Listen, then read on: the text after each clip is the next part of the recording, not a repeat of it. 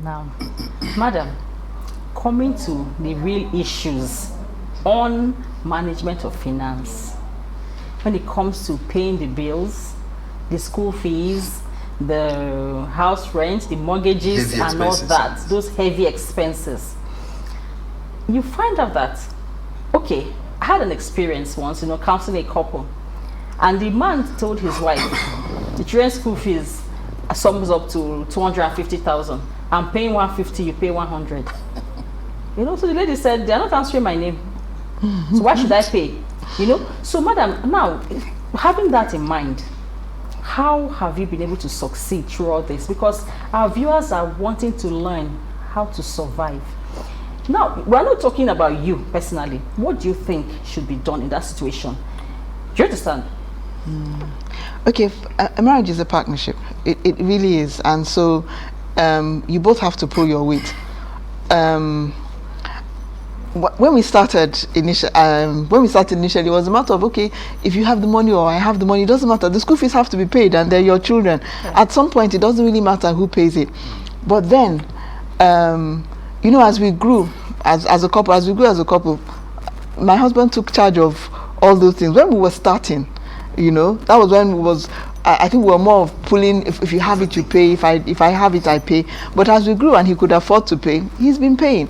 I think it's a partnership. It's an understanding. You understand? The school fees have to be paid. If he does not have the money, I don't see anything wrong in a wife paying it. Yeah. Yes. And let me just add to this, and this is very important. Some couples don't, they're not realistic. We put our children in schools we could pay. Yeah. We could afford. Yeah. There's no need going to put your children in a school where you cannot afford it because you want to measure up or for whatever reason. And so we decided. In fact, when we're changing school, when we're looking for school, we think about that. So what the fees? So it's majorly how we're able to cope, and so that's how is it. And so when the child goes in there, we know that okay, we can handle it. And that's how it's been. So and we've had challenges with some of our pals, some of our friends who bring their children out from there, put their hair again, because you can afford. Yes. And it also has a psychological effect on the children. Yeah. Wow. Thank you so much. Now, what advice? Because nowadays, you see, you call yourself old school, right? Yeah. Nowadays, many things are happening. Marriages are failing. Issues on marriage, finance, sex, friendship, so many things. People now get married for the wrong reasons. Yeah, nowadays, I don't even see a lady getting married to a fellow copper. But she first of all say, what does he have? Do you understand? So what advice do you have for these upcoming young people who want to go into marriage? Can you say, how much, somebody asked me once, how much is a man supposed to have before he can accept to get married or he can agree to get married? Because this all boils down to finance. So what do you say, ma'am?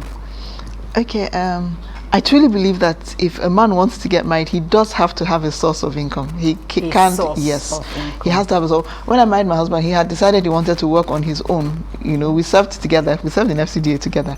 I stayed back in FCDA. He said he wanted to work on his own. But he did have a source of income. He had a source of livelihood. He's an architect. He was getting freelance jobs at the moment. I don't think you can get married if you don't have any source of livelihood. I think that's irresponsible. Good. You are talking about source. Me, I'm talking about how much a man should have. No, I don't think it's about how much. If you have a job, it's okay. If you have a steady, if you know you're going to have a steady income, you manage with your income. I don't think you need to, because I think what has made us work is because we grew together from having absolutely nothing. And that's why it's easy for us to not keep secrets. It's easy to struggle together. It's easy for us to say, okay, no, we can't afford this. It's because we grew from scratch. We really grew from scratch. And when these things were happening, what actually encouraged me to go on. I mean, weekends then, Abuja was still very fresh. The only nightclub then was Hilton. Okay. And then you put 10,000 naira in your pocket. Oh, 10 naira, no, 10 naira. It was 10 naira. I can't remember. But what I'm saying that the amount of money you spend for a weekend, it was what some people were earning. Yeah. And so, I will visit some people and I will see people on level 4 then, in their houses, they'll have children. they will buy a wrapper for their wife. They will, in fact, they'll offer you, what do I bring for you? And so I was saying to myself, the money I spend weekend, is what this guy practically earns in a month. So, and he's living, so why can't I? So it wasn't really an amount of how much you're going to have. Yes. It is whether your spouse or your is ready to support with you, and manage with you, manage with you, what you have. Yes, contentment. At that point, he knows Wow. that this is what you have, and say, okay, we can deal with it. Wow, thank you so much. At this point, viewers, this is where we draw the curtain on today's episode. My guests have been Mr. Oka Amogu yes. and Mrs. Daring Amogu. They've been married for 26 years, and we've been talking about family finance. They've told us a lot of things. They say you have to be friends. You need to trust each other. Joint account is not necessary. It's not compulsory where you trust yourselves. She said, I have my husband's passwords to his phones and everything. So I think this should be the way we go. Thank you very much for viewing today. We'll see you again next week. Thank you, Mr. and Mrs. Oka. Thank you God very bless much. you. Thank you. Bye.